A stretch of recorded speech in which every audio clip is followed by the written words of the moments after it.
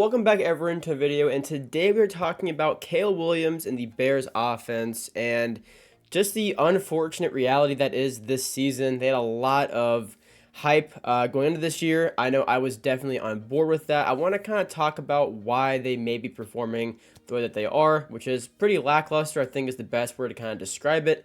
Before getting to the video though, make sure you guys are subscribed to the channel for all NFL content I put out, such as week picks, NFL player rankings, NFL team rankings, videos like this, and draft content whenever that part of the year comes around, which we are getting pretty close, believe it or not, for some mock drafts. So for today's video though, let's just go ahead and start by saying 4-6 is not the record the Bears were hoping to have at this point in the year. Just to state the obvious, I think a lot of people, it was really being said that Caleb Williams is walking into the best situation possible for a rookie quarterback, one of the best we've seen in a while, probably since Patrick Mahomes.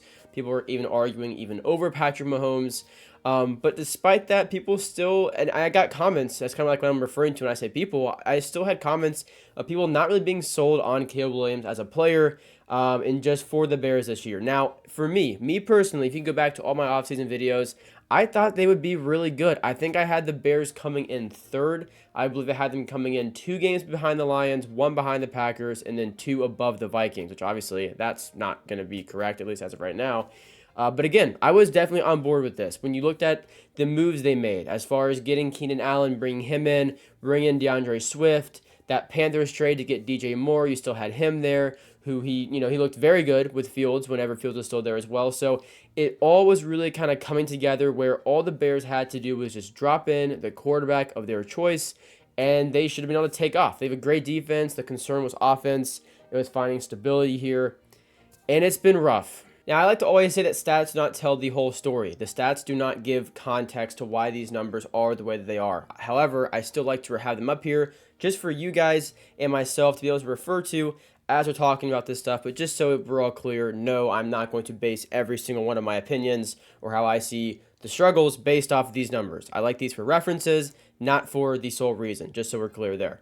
Caleb Williams so far, though, has 2,016 passing yards, 9 touchdowns to 5 interceptions. Not only is this not very good, he hasn't even thrown a touchdown pass in the past 4 weeks. Very concerning for the Bears, or not throwing a single touchdown pass as the starting quarterback for 4 straight weeks. Really not what you're shooting for. So it looks bad, but again, we're going to get to why that may be. Rushing-wise, not going to spend too much time on this, but I think Swift has done a pretty good job there. 635 and 5 touchdowns. Going down to receiving. So Rome Odunze is currently the receiving yards leader with 479 yards. Great for him as a rookie with 1 touchdown. DJ Moore with 460, Cole Kmet with 358, and Keenan Allen with 282. And then even Swift there too, 243. So, props to Swift. I think he's actually one of the more consistent players on their offense, at least in my opinion. So how I think a lot of other people kind of envisioned this going was DJ Moore 1, Keenan Allen 2, Rome Odunze 3, or whatever he's able to really handle in his year 1 role. Because the beautiful part, at least in theory, was that Rome Odunze wouldn't really have to be thrown into a role he wasn't ready for, because he already had 2 very proven veteran wide receivers above him that he could kind of learn from and just kind of almost shadow in a way for his rookie year, unless, of course, he was able to pick up a lot more work than that. However, when you look at this, it really does not look good for Keenan Allen. And even DJ Moore, in my opinion, has underperformed this year. And the offense as a whole, and again, we'll get to all that and why. But Keenan Allen, 8 games, I get it, he missed a couple, but 282 for a veteran receiver, it's rough. It's a rough look for someone that everyone's so excited that how could they possibly have got Keenan Allen, from the Chargers, and it's been bad. It's been bad. I think a part of these struggles, and we're going to talk about other reasons, but I do think part of it is just maybe not a good fit. It looked great on paper. It looked great in theory. It seemed great in theory, but it just has not come together. But I want to go to Caleb Williams now specifically. I think there's a lot of reasons for why he individually is struggling as much as he is. Now, I'm not going to go over every game. If you guys would like to, you can pause the video, or actually I'll probably have it on this long enough, so you guys can go ahead and kind of, peruse that, I guess, for each game. But Caleb Williams, I like to kind of compare his situation to Bryce Young last year that I got to watch, a lot being a Panthers fan, and it was rough. And I think a huge similarity is the O-line. Caleb Williams' O-line is terrible, okay?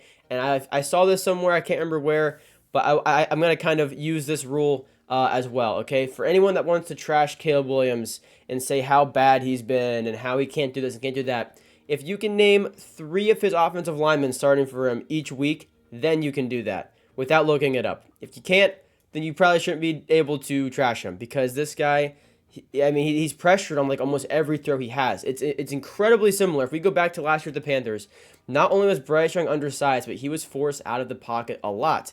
And it actually translated to this year because he was still so uncomfortable. He kept rolling out too early and still does sometimes because he's not used to having a better O-line this year with better timing. Caleb Williams, and you can actually look at this on his rushing category here. Those first few weeks, look, the most he ran was 5 times. And it seems to be that was kind of what it was capped off at. But then you go to now kind of the second half of the year, 4 times, 9 times, 4 times, 2 times, 9 times. Caleb Williams is having to move. He's having to run. And if I honestly had to guess, I would say that those carries, if you had a better O-line, it should be below 5. It would be 5 at the most, kind of like how it was at the beginning of the year. But you can almost see in the numbers Caleb Williams' distrust in his O-line grow throughout the year and him having to run. And yeah, some of these, maybe they're design runs, whatever. But I still think that kind of counts because those design runs would not be called near as much, in my opinion, if they were able to produce more in the passing game like they should be able to because they have the weapons to, they have the quarterback to, but he doesn't have the time. And it's incredibly hard for a rookie quarterback to be able to operate down a bad O-line. It's hard for any quarterback, but especially a rookie, because when you're a rookie and you come in and you're trying to find your rhythm, you can't get a rhythm when you're pressured every single down. And that's what I had to watch Bryce Young do last year, and obviously he got a lot of, kind of hate in the media because how bad he's been, and he was very bad last year. But if you were to go back and really watch those games, there was nothing he could do. Like, I'm not going to say all the time, but if you wanted to just watch those games or watch like the film, the All-22, and you wanted to pause at just certain moments when he was dropping back with the ball for the first time, every receiver was covered, and he already had 2 guys running, with no O-line in front of him, no lineman in front of him, right at Bryce Young. It's incredibly difficult for a quarterback to operate that way, especially a rookie, especially with Caleb Williams. It's a new team. He just now has a new offensive coordinator, and they already got rid of their other one for him. I mean, the Bears, it's really rough. And it does bother me a little bit when people are already saying that Caleb Williams is not the guy, because what are you basing that off of other than just their record or his struggles? I mean, if you look at what he can control, if you're looking at Caleb Williams operating an offense, if you're looking at Caleb Williams' arm talent and the throws he's been able to make, I mean, he's been pretty sharp a lot. He hasn't been perfect. He has struggled on his own. If you want to say no O-line, no coaching, take that all out of the equation, yeah, he's had some bad games here and there. He's had some pretty dumb throws that he's probably realized he can't get away with now that he's in the NFL. But other than that, I mean, he's played pretty close to mistake-free football. It's just they don't have the explosiveness on offense for it to translate to points at all. I mean, they can't produce anything. If we're looking at these games, starting at Washington there, 15 points, all field goals. 9 points, all field goals. 3 points, all field goals. 19. I'm not going to lie, I believe they had a rushing touchdown in there. I'm pretty sure. Or maybe a couple. I really can't remember how that score went. I'm sorry, I just have a lot of other games in my head. But regardless, no touchdowns for Caleb Williams. That is an issue because what's the offense doing? What are the guys you brought in like Keenan Allen, DJ Moore? What are they getting paid to do? Because they're not producing anything. And I also want to blame some of the weapons as well, like Keenan Allen. I mean, he's a proven veteran. He should be producing more than this. And I know that, yes, the O-line is bad. Yes, Caleb has struggled. But you can go back to last year with Bryce Young, again, using this as an example. Adam Thielen was able to make something work, and he's a veteran. And I don't think Keenan Allen is much worse than Adam Thielen at this point in his career. He's probably better. So those numbers to me for Keenan Allen are a bit inexcusable. I'm very disappointed in him. I think it's just been a waste of a move for the Bears. Keenan Allen's not really giving them anything.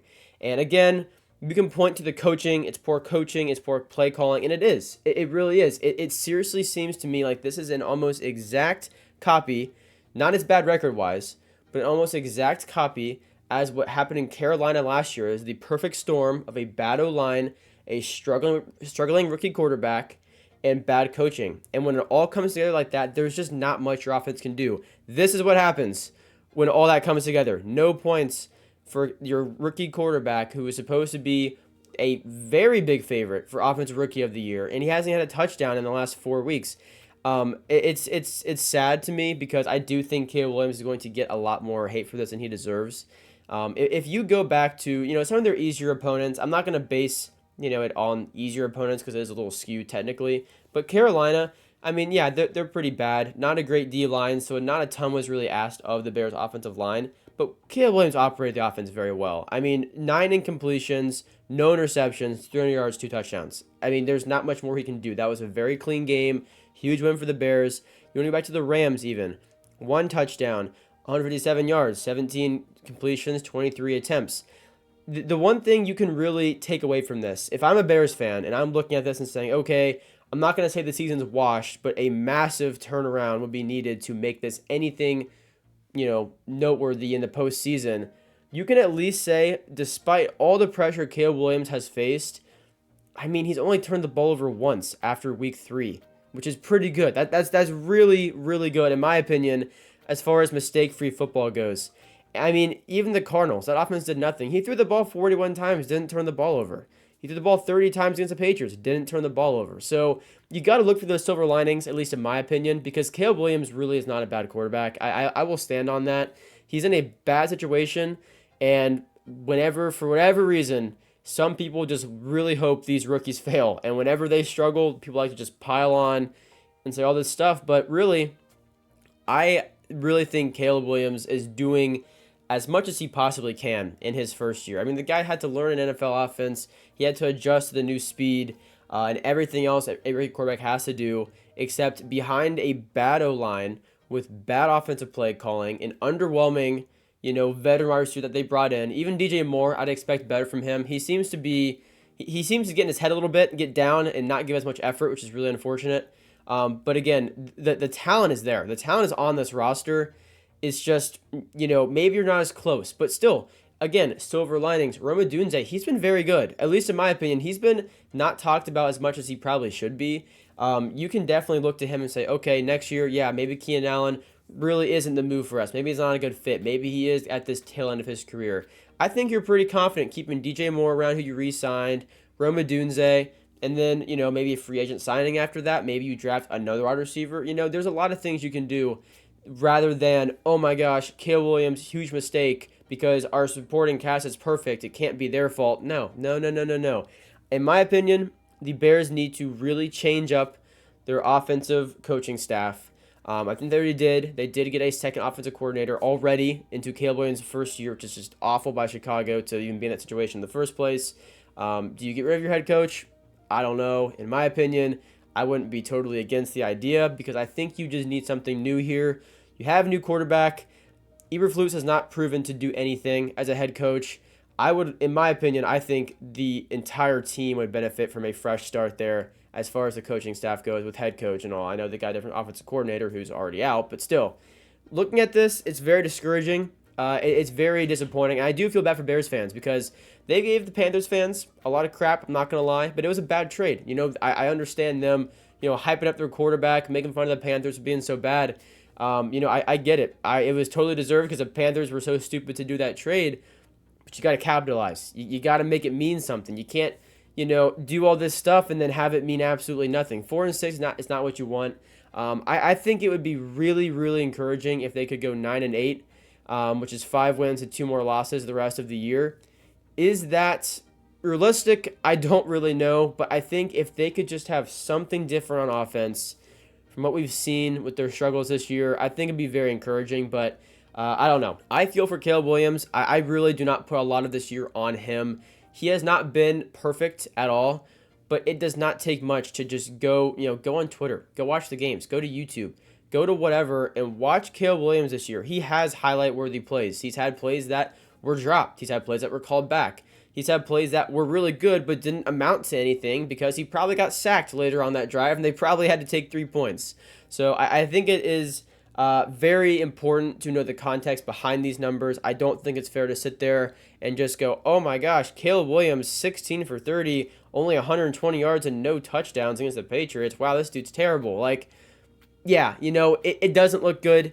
Should he have done better? Yes, but there's a lot impacting Caleb Williams' rookie year, and I can't help but feel for him because I watched Bryce Young go through the exact same thing last year where he couldn't really get any rhythm going. The weapons were not good enough. The play calling was terrible. He had no confidence in his O-line.